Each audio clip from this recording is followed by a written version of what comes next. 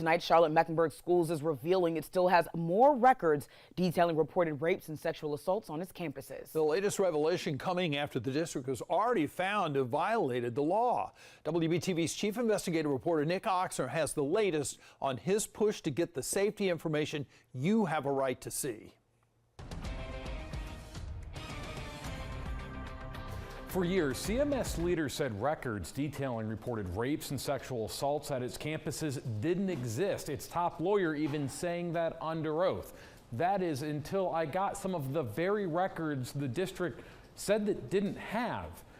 Even after that, though, the district has now just revealed still more records detailing the same reported sexual violence in more recent years. On Friday, a lawyer for CMS revealed for the first time that there was yet another set of records it had not previously disclosed, detailing reports of sexual violence from the 2016-2017 school year through present.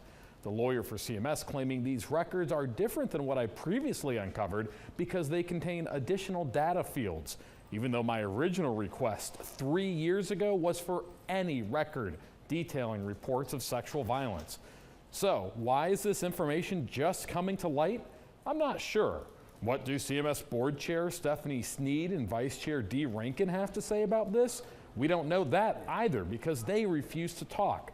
Watch what happened when I tried to talk with Sneed, Rankin, and other board members before their meeting last week.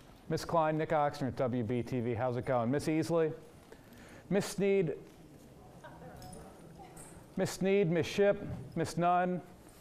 Why is none of the school board willing to answer our questions about student safety? Mr. Rankin wrote in an email he was willing to answer our questions on an interview, but now he won't schedule one. Mr. Rankin, when are we going to be able to ask our questions? I now call to order the August 27th meeting of the Charlotte-Mecklenburg Board of Education. So what happens now? We're going to have to wait again for CMS to be told again that it has to make these critical safety records available for you to see, even though the district has already been told that. We'll continue to keep you posted in our fight for your right to see these records. For now, reporting in the newsroom, Nick Oxner, WBTV, on your side.